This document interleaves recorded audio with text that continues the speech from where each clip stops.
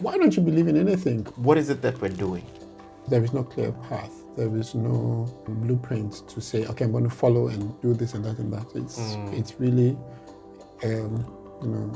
stick a finger in the wind and see where. There's always something to do. We're overscheduled. You're just on autopilot. You are just responding to things and achieve. I don't remember my parents being this frenetic. I don't have an answer. My misfortune was that I generally did well at school. And then what? Is that all there is to this whole existence thing? I don't want my kids to be like me. Why? We all need a story to believe in. Hey, wait a minute. Why am I doing all of this? Like, who am I trying to satisfy here? Try this, try that, try this, try that. Don't think too much. Just get a degree in a certain area and then get a job. Someone will come and hire you. No, but I mean, you're asking for the impossible here. I want to believe. I'm beginning to think. Why not? Wait, maybe we're in the matrix.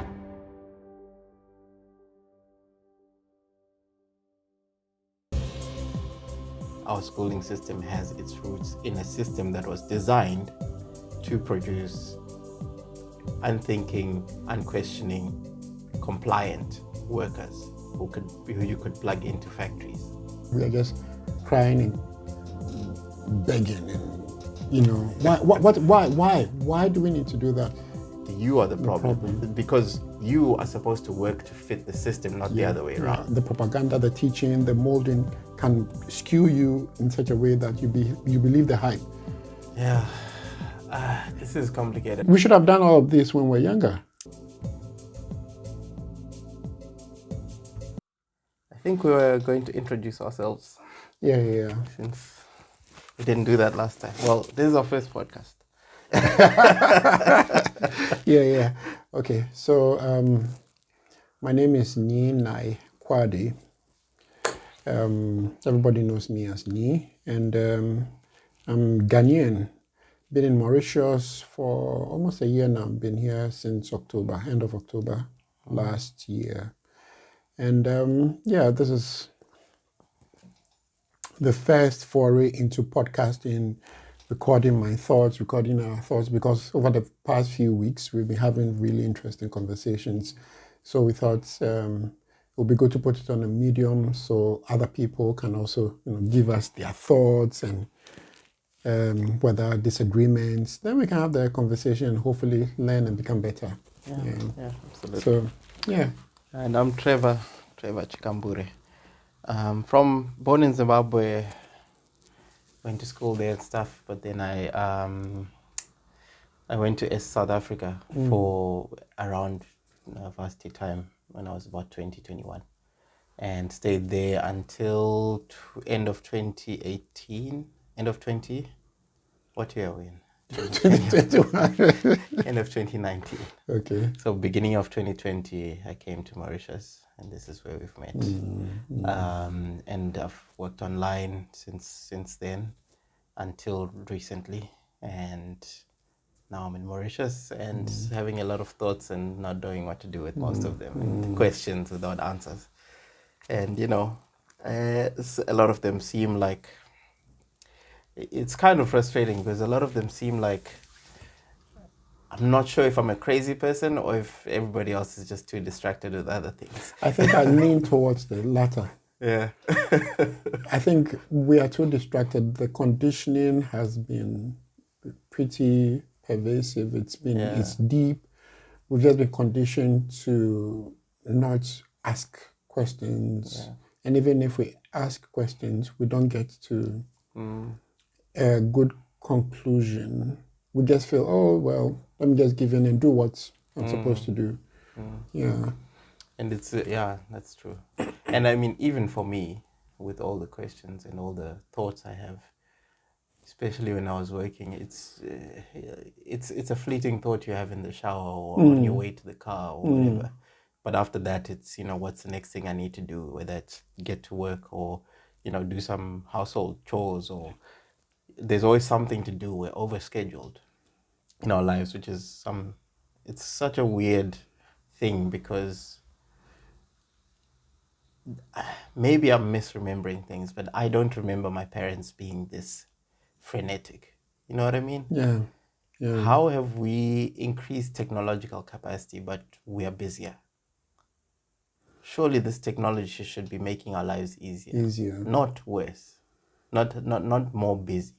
We should have more time. Apparently there's some psychologist, I don't know what he is, he was an economist, that predicted, he was in the 70s, he predicted at this rate by, I think he said 1990 or 2000, the year 2000, we'll be working, 20 hours a week or 15 hours a week, because we'll have so much each person will be more productive. What's happened is we are more productive, but we're now working more as well. More as well. Yeah. I mean, I don't know. That's a very good question. I don't know why it's come to that. I don't know whether it's because people feel if they put in the effort, their economic outcome would be better off. Because I think people are doing all this work because they want to make their financial outcomes better. That's one. And two, definitely companies also want to do well. It's not enough to just, I produce a product and the customers will beat a path to me. No. There are so many other competitors there. If they don't push, if they don't really, really push through, things are not going to happen. So I guess maybe the pool is coming from our employers because they need us on the ball, constantly pounding the pavement, trying to get new customers, solve whatever problems. Because if they don't, they probably would go out of business, which would mean we are also out of a job, and which also comes back to the question: do we even need a job? What kind of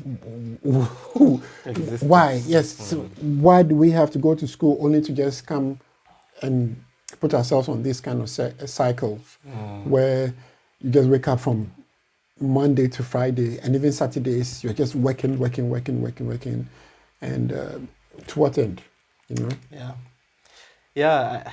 I want to stay in the question a little bit before we go into talking about it, because it's not an obvious question. As obvious as it now seems to me, it's not an obvious question. I remember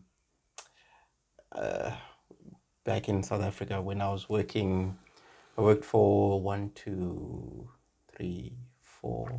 four different organizations. Two of them were kind of what I considered my career. And I remember my first career move, even the other two before that I didn't consider career. I was so busy trying to, it was about the money, but it wasn't really on the day-to-day, in the moment-to-moment. It wasn't quite about the money. There was just a pressure that I felt that I've struggled to attribute. Is it me? Is it the people around me? Is it the air? You know what it is? I've failed to accurately and completely attribute evenly between whoever's to blame. But there was this pressure I felt to, and part of it obviously is my personality and me, but it was a pressure to perform, to deliver, to do, achieve, knock this task out, get to the next one, which helped me in my career, but the other parts of my personality did not help me in my career. The parts that just, the part that's now prevalent, the questioning thing, because this is a thing I've had all my life, where I question teachers, parents, authority figures, anyone, and it's not even an act of rebellion. It's only after the fact that I realize, oh, this is a line I shouldn't have crossed. This is, there's an invisible line here, but at work, that doesn't work out well. Yeah.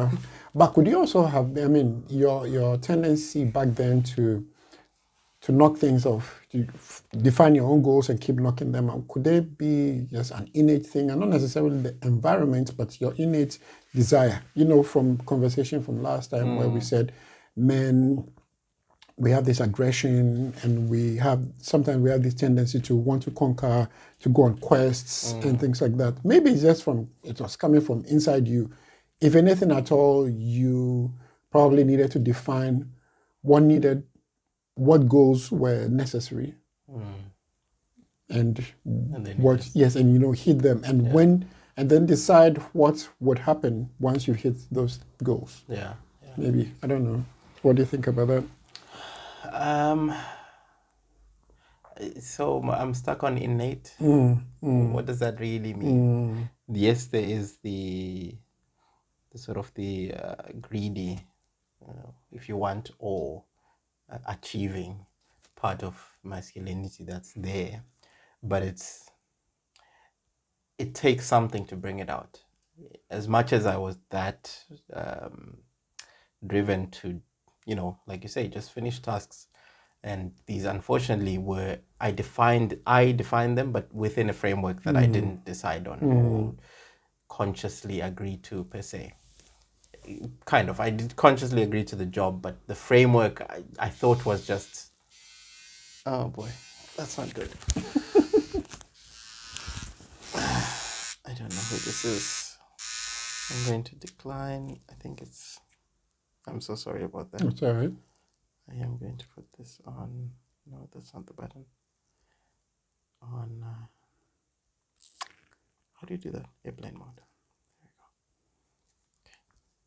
There we go. Okay. Sorry about that. So, as I was saying, I was in this environment and I felt this urge that I signed up to without knowing that it was an option and not reality. Yeah. You know what I mean? Yeah.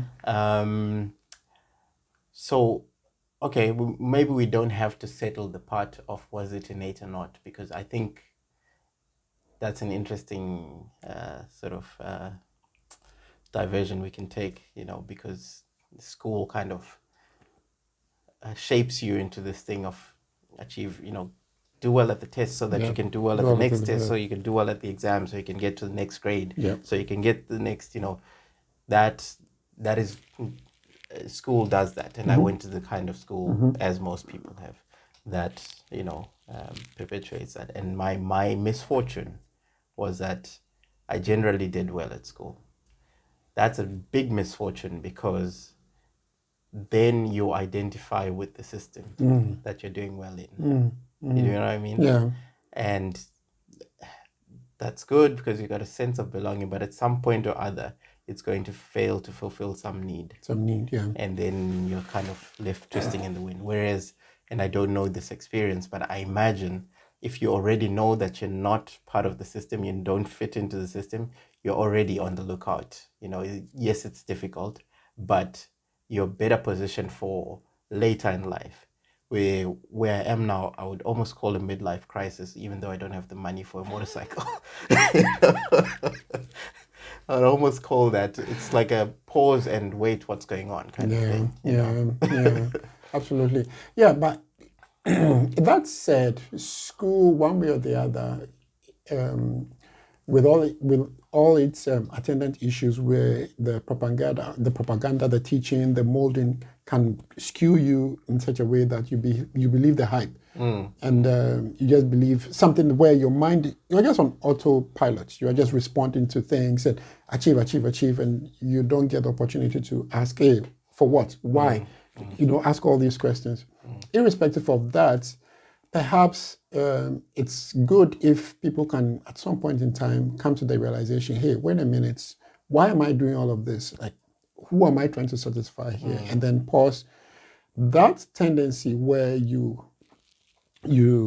defined a goal, you identified a goal and decided you were going to hit it, which in school was doing well in your exams, can set you up for meeting other goals in life, which you define, which you decide on consciously, where it is no longer, oh, do this because it's going to give you some happiness. Do this because it's going to make you the alpha man or the desired man, those kinds of things. Exactly, yeah. So what I'm trying to say is, school may over-condition us to just kind of respond to things impulsively, where we are not fully conscious and doing things with mindfulness. Yeah, if that is a good way to frame it. but it gives us a skill. It builds something in us which we can use whenever our mind wake up. Like, hey, wait, maybe we're in the matrix, and then we switch up, we turn up. Yeah, that's true. That is true. The only complexity is that part of the conditioning is that you must get your define your goals, your meaning even has to be defined externally and has to be in service of something external, which is only part of the truth. I think I don't think it makes sense to say I will define everything, because who is I? First of all, like, where are you that the outside doesn't matter? You came from the outside, you know what I mean? And you'll go back to the outside. Okay. And everything around you is from the out. Like, it doesn't, no one is an island in that sense. So yes, you have to take the outside into account, but the system kind of hands down to you what it should have, what you should do and not do, and that's what's conditioned, right? I think a more helpful way of approaching things is like a collaborative means to come to that decision between you and the system, you and the world. You in the world, you being in the world, understand what the world needs from you and what you need from it. And you say, this I can give you, this I can't. This I need, and even though you don't have it, I'll have to find it somehow. Do you know what I mean? And you define your goals from that participatory engagement with the world. Conscious, not handed down from the world, and not you dictating it to the world, because neither makes sense. But do you think this is the case because the system has identified what it thinks would work for it, and just decides, you know what, single-mindedness of purpose, let me just hand what people should do to them, rather than doing this collaborative thing? Well, I mean, it depends how conspiratorial you want to be, right? But it is a fact that the current education system in Western democracies, which, like I said last time, or we'll say next time, we'll decide on that later. The education system in current Western democracies, which we are clients of or subjects of in Africa, is derived from a Prussian model. This is the old name for Germany, I think. They explicitly, in the Industrial Revolution, they wanted to produce a population that would fit into the factory, a population that would be able to do the tasks allocated to them and complete them, with defined markers of achievement, a population that wouldn't question too much what's going on or deviate from what they've been told. So that was part of the consideration for designing the Prussian system. The Prussian system later influenced the Western model, the American model, and even the UK model to some extent, and filtered down through colonialism to Africa. So at least partially, our schooling system has its roots in a system that was designed to produce, if you want to be unkind, unthinking, unquestioning, compliant workers who you could plug into factories. Which is true, right? I mean, for the most part, that is how we're trained. Train, don't think too much, just get a degree in a certain area and then get a job. Somebody will come and hire you, and then they decide how much they want to pay you, whether you're satisfied or not. Yes, they decide on what you want to do, and once you start doing that, you can tie your identity to that. Oh, I'm an engineer. Oh, I am this. Oh, I'm a doctor. I am that. And for most people, and even for me, I didn't get the chance to ask, okay, what exactly does it even mean to be this or that? Why do I have to necessarily choose one particular field like, who am I serving? What? Okay, yes, I get a degree, and then I get a job, and then I do all of this, and then what? Is that all there is to this whole existence thing? But yes, and then even now with the seeming shift to training people to start their own organization, the entrepreneurship mindset, don't you think schools are still training people to still, get into some kind of factory? I don't know. I'm thinking, because obviously those days maybe governments were the one who controlled the factories, so it made sense for them to train as many people as possible to come and manage the factories. Now government cannot. They are not the biggest. Well, in some countries they are the biggest employers, but in some countries they are not. So obviously they need many more people to come through, build their own businesses, and be able to employ other people. I mean, I don't know what you think about that. So that's such a big discussion, but everything is a big everything's discussion, a big right? discussion.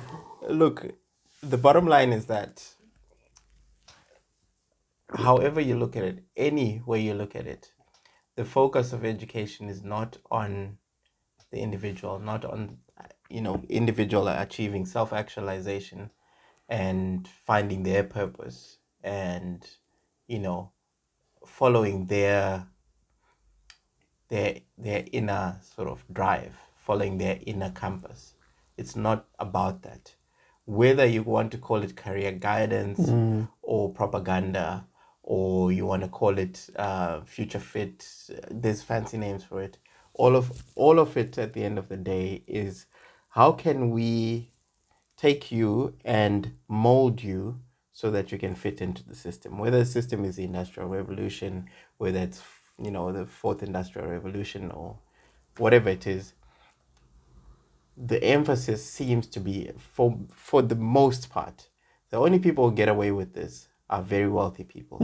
They have an education in the arts and in deep things, like things that in Africa at least we kind of look down on because they're not useful, right?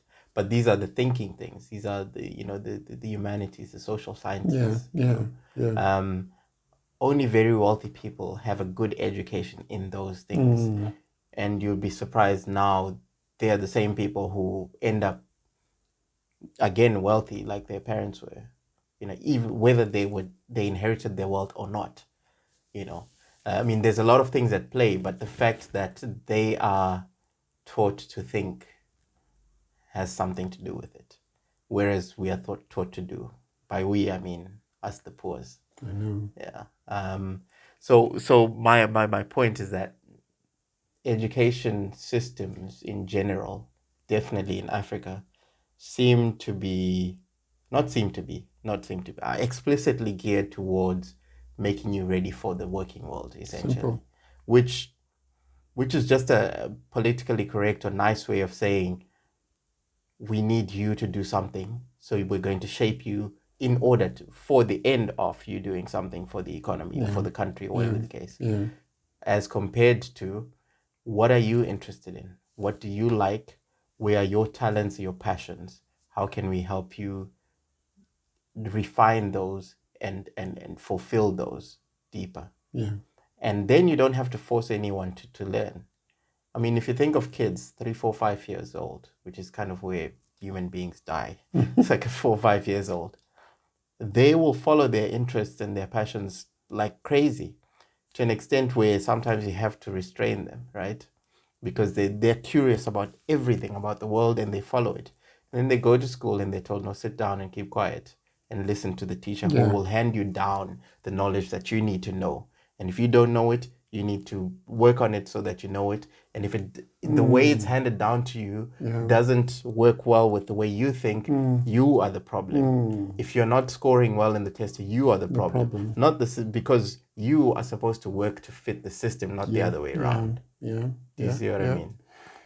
That's something. That's something. And as a parent, you would, as a parent who wants to start thinking, or at least I've started, I want to believe I'm beginning to think. Yeah. And I want to raise kids who think for themselves, not necessarily. And I want them to even be able to defy me and tell me, no, Dad, what you're doing, what you're asking me to do doesn't make sense for these reasons. That, and that. It's scary because you think, oh, arithmetic is necessary. Understanding basic science is necessary. And not leave them to constantly want to just play in the mud or role play certain things that you think are silly. You know?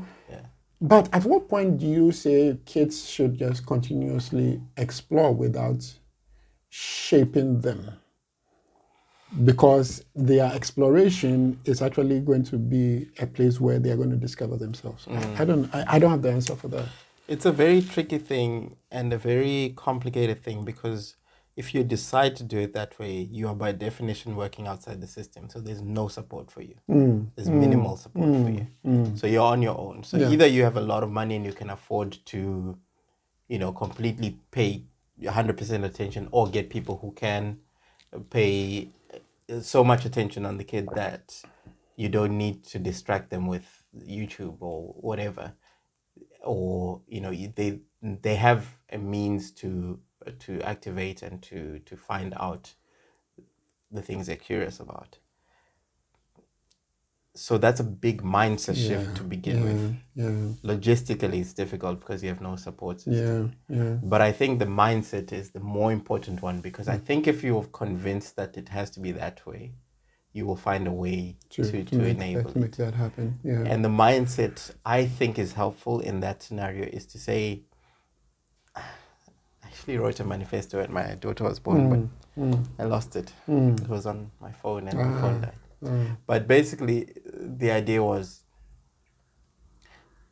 I don't see parenting as an I own you, or you belong to me, you're my child, but that my in that sentence doesn't work the same as my car in my head. It's more of God or evolution or whatever has given me this person to look after and enable and allow to become a person. So my job is to facilitate as much as possible whatever they're interested in and guide them, because there are many times where you go down a rabbit hole that's either going to waste your time or worse, going to cause difficulty to you, or to make it difficult for you in the world. Right? So to the extent possible, my job is to guide you and warn you or alert you of potential dangers, help you to think, basically, help you to think through anything, help you to learn how to learn, essentially. And then let you choose what it is you will use that on. And, that's kind of the CEO summary. But the ops manager doesn't know how to do that. And I guess the ops manager himself has to do, or herself has to find reach this goal through some form of experimentation, right? Because there is no clear path. There is no blueprint to say, okay, I'm going to follow and do this and that and that. It's really, stick a finger in the wind and see where, that kind of thing. But, there are some movements that have come around. The one that I was first aware of is Montessori, which is kind of half in, half out, half between school and half between kind of complete freedom. I liked it. I still do. You can even do it at home, and there's a whole there's an academic paper on it, and then obviously thousands and thousands of different iterations and practices and ideas and all of this kind of thing. And there's something else called Waldorf, which I haven't looked into too closely, so I can't really comment much on that. But the most helpful thing I've found practically is a podcast by a lady called Akila S. Richards. Okay. She's of Jamaican descent, I think. She's of Jamaican descent in the US, and she has a podcast called Fare of the Free Child. Okay. Akila what? Akila S. Richards. Akila Yeah. S. Richards. All right, I'll check it out. Yeah, her website is Raising Free People. And if she hears this, can you just, sponsorship? Why not? Why not? Why not? Yeah. Anyways, she has interviews with people who are doing, they have various names for it. There's unschooling, there is independent learning. There's various names for it, and she's kind of trying to build a meta kind of knowledge base on it. So she interviews somebody who's practiced it, somebody who's designed it here and there, a parent, somebody who was a teacher. It's very, very, very interesting. For me, the most interesting is the philosophies I get from the various people, and the fact that it's various people. They're different philosophies, so I can contrast them and this and that. So I enjoy that a lot. And there's obviously also some practical tools and insights, that you can use. Sounds good. I'm sure there'll be nuggets in there for even adults to use in their own lives. Look, right? I'm on episode 5 because it's on episode 200 something. Okay. But I want to start from the beginning. Of course. And I'm on episode 5, and already I'm like, this is gold. There's so much stuff to use. Yeah. And I can imagine it only gets better. Exactly. Yeah. And she's living it as well. She has 2 daughters, and they do unschooling, and they're constantly talking about deschooling, what you're talking about how to, you've got the concern, and part of the concern is real, but part of it is because we're products of the system, right? Yeah. So there's what they call a deschooling process, which is realizing which parts are just because this is how it is, and kind of letting go of those. And it's a long continual process, as you can imagine. So that's one resource, and I'm sure there are many others that's very, very helpful and inspiring, because I don't want my kids to be like me. In some ways I do, but in more ways I don't. Okay. In terms of if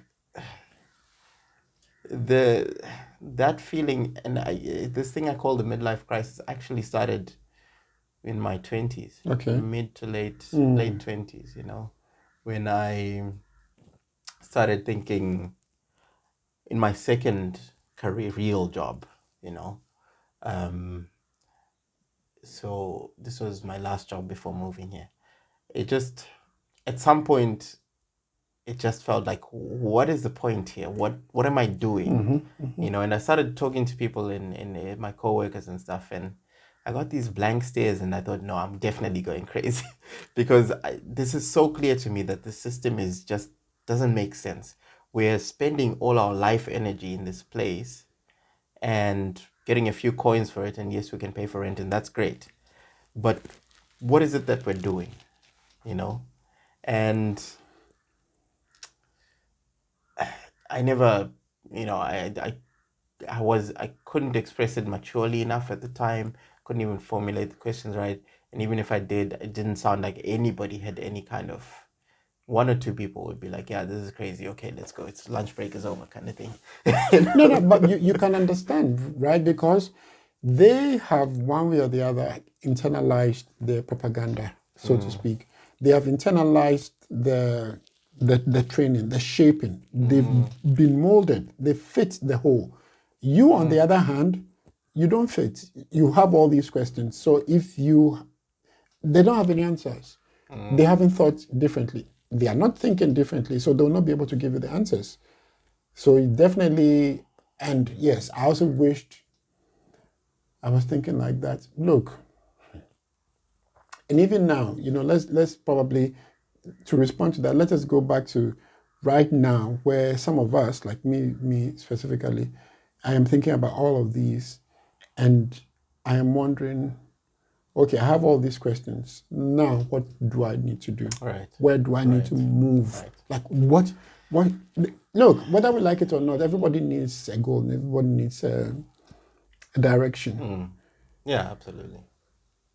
I am trying to disregard all that I have been told all my life, and I want to shape something myself. But where exactly what should I be thinking? Yeah. Yeah, this is the meaning of life question we both have, you know. Yeah, that is a difficult one because again, you're out of resources, you're out of support for that kind of question.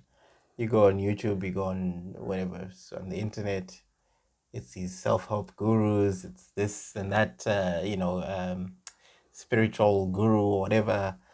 And, some of them have decent points, but a lot of them are they just sound a little bit off. Like they're trying to sell something. Yeah. Not necessarily like buy my course kind of sell something, but it just sounds a little bit.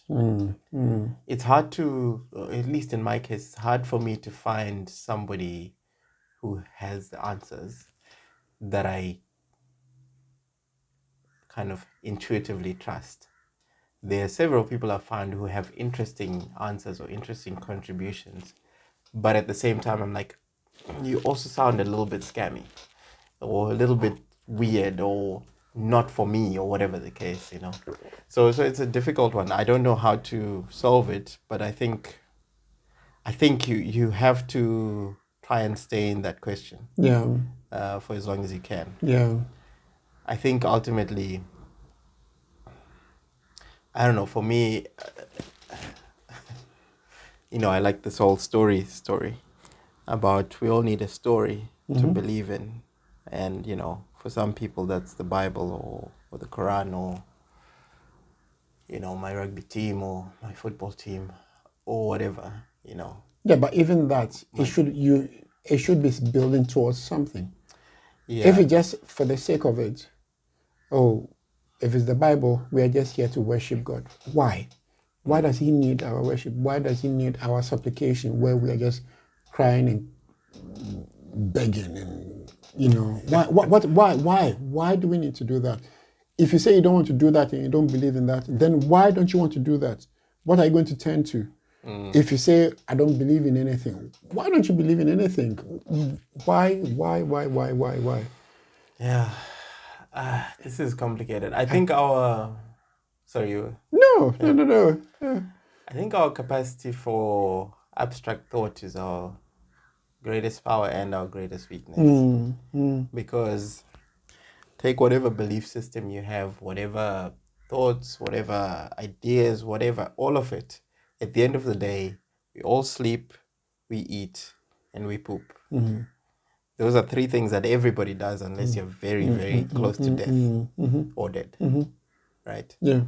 Whatever happens in between these things, it's kind of up to you. Yeah. Up to you whether you do it or not. Up to you how you justify is that not it. maybe the purpose? It's up to you. Maybe that is the answer. It's really up to you to decide what you want to do. Not somebody telling you this is the way. Like this is the way. Because look, for many years I've had the struggle of Christians. I am a Christian. I've tried to listen to what other religions try to preach, and I think it makes sense. It's compelling, but I don't want to become like a Buddhist or a Hindu or anything. I'm still satisfied with being a Christian.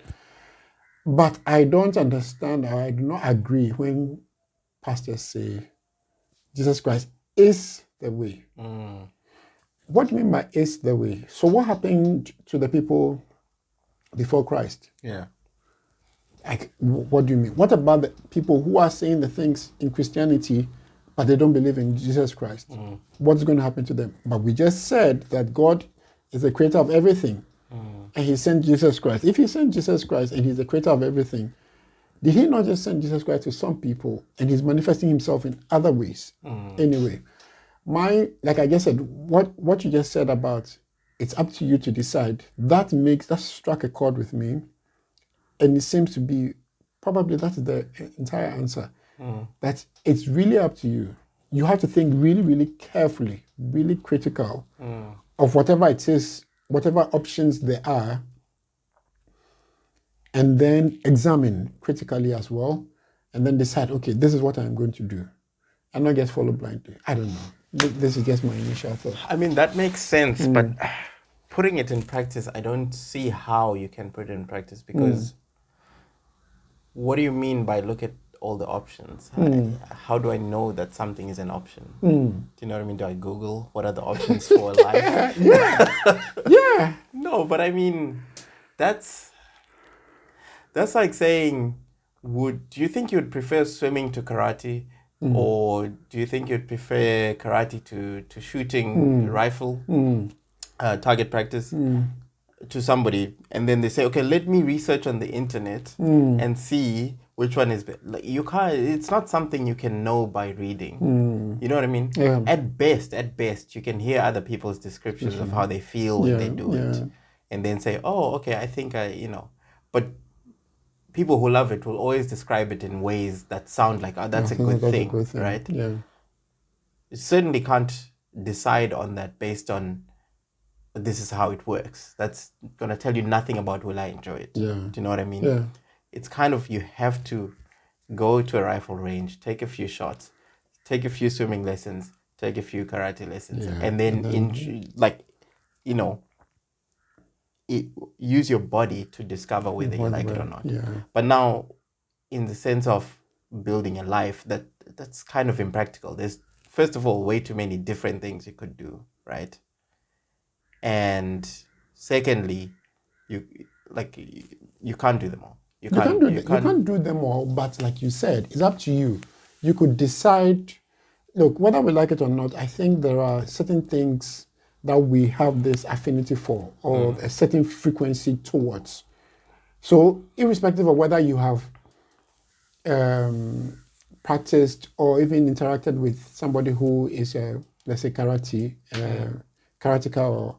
or somebody who shoots the rifle, you might have that inkling or not towards those.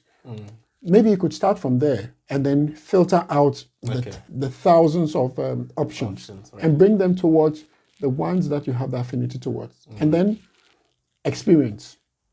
Once you experience, then you can, cross out definitively, and then probably, move on. And it's even possible that if you think you have found your path, what you really want to experience, you might delve into it and then realize that, oh no, maybe this is not what I'm looking for at all. I want to switch to something totally different from all the options that you had in the beginning, you were considering in the first place. But what are you optimizing for then? That's a question. I don't have an answer. But again, you have the power to keep going, to decide your path. I think that's a risky road in some sense. Yes, you do have the power. I don't disagree. But I think you have to use that power wisely, not cleverly, but wisely, and wisdom is a difficult thing. I don't have it, so I can't really explain it, but somehow that's okay. Yeah, no, I think it's time for me to go pick that. Okay. So let's wrap up. Okay. Yeah. Okay. And then maybe next week I'll probably come here twice, just so we can get enough content. Yeah. Okay. I was saying, I think wisdom is a complicated thing, but I think you have to use that power wisely, because if you do try this, try that, try this, try that, you run the risk of never finding fulfillment, and you run the risk of always chasing the next thing because you haven't decided what you're optimizing for. So now you're just optimizing for maybe the thing that feels good. And as everyone knows, most things don't feel good in the beginning, even if they can be very fulfilling. Yeah. And most things that are fulfilling only become fulfilling after some time, So if there was a way to optimize for fulfillment, for me personally, that's what I'd like to optimize for. But again, it's a difficult thing. It is. I think ultimately it really is about belonging. Belonging, meaning, and purpose. So do you mean belonging to a group or to a cause or what? It doesn't matter really. Okay. A sense of belonging, a sense of I am where I'm supposed to be. Okay. And where I am is the right place. That happens in our lives from time to time, and those times feel very good. Good. Yeah. When you're like, this spot right now, this is exactly where I'm supposed to be. Yeah. If you can prolong that instance over your lifetime somehow, I think that's what I would like to optimize for. How to get there, I don't know. So belonging, purpose. You mentioned the third. Meaning. Yeah. I think meaning and belonging are similar. Yeah. And the purpose is now a specific thing. I think for most people, if not all people, if you have those things, especially meaning and purpose, I don't think you can have meaning without belonging. I think those go together. Yeah, go together. So, but let's say the three things: belonging, meaning, and purpose. If you have those things, I don't think you will have these questions, and that is the aim. That's what I would like to optimize for. Optimize for not needing to wonder why, what am I doing and why? Not because I'm distracted or not thinking about it, but because I'm fully convinced that this is the right thing. I'm at the right place with the right people doing the right thing. The right thing. Yeah. Ooh. Again, you have just set fire in my mind. Yeah. Shall we continue this next week? Yeah. Let's continue this next week. This is a good place to stop and pause for me to go think about meaning, purpose, belonging. And maybe we are supposed to even be thinking about this as kids, right? Our parents should even be helping us shape that up. So when we grow, we don't have to be, we should have done all of this when we're younger. But we're too busy trying to ace the test, yes, right? we're too fit in. School is telling you get the grades. Church is telling you fear the devil when the devil is right there here. Look, there's this. My auntie, she used to be in this church where they would actually go buy canes, go to the seashore to go and whip the devil, and they just for hours and just beating the devil. But they probably felt like they were doing the right thing, in the right place with the right people. I'm not sure if the contextual. I mean, within the context, I'm sure they actually thought they were beating the devil. Yeah. Like in the sand by actually doing that. I don't think the pastor or whoever was leading them was actually trying to tell them, look, this is a mental thing where you are identify the things that are devilish or you would consider of the devil and combat it through some kind of physical exertion. Yeah. I don't think it was contextualized like that. No. It's like the sand is the devil, just go beat the hell out of it. No, but I mean, you're asking for the impossible here. You're asking to show me behind the curtain and have me still laugh at the magic tricks. You can't have both. I can't be amazed by the magic trick if you show me how it works. So one or the other. All right. Anyway, let's go. I'll be here. Okay. Probably Wednesday, maybe Wednesday, Thursday, or Thursday, Friday, whichever. It all depends on. Oh, the kids are not going to school, so I think I'll probably be able to come. It will be easier. I will just have to negotiate with my wife. Okay. So she's able, or maybe I could come here next time. Probably spend longer rather than come here twice. Yeah, that also works. That also works. Yeah. As long as it's before 4, right? That's as long as before 4 would be. I mean, as long as we finish by 4, even if we finish at 4, that's fine. That's fine. Okay. Yeah. So probably come early and then we just go on. Yeah. Right on. And on different days, if they're, in fact, 5 is the time if they're here. Yeah, because if they're here, I'll ask Tati to take them, and she usually will have them until 5. But we can confirm on the day. Okay. Yeah. So I'll let you know. Yeah. Okay. Thank you very much. Thank you very much. I feel like we like start on the track and then keep like Getting sidetracked, but I kind of like that. Yeah. But I think these are still early days. We are still trying to wait, and then in the end, I feel we'll come to some clarity. Absolutely. We'll come to some clarity, and then be able to focus. No, I think the same. I think you can't overproduce it up front. You gotta kind of feel it out. Get used to being in front of the camera. Get used to talking to each other and all that. Yeah. See how it goes. Yeah, see how it goes. Yeah. Right on. Cool. You gotta get on the bike and ride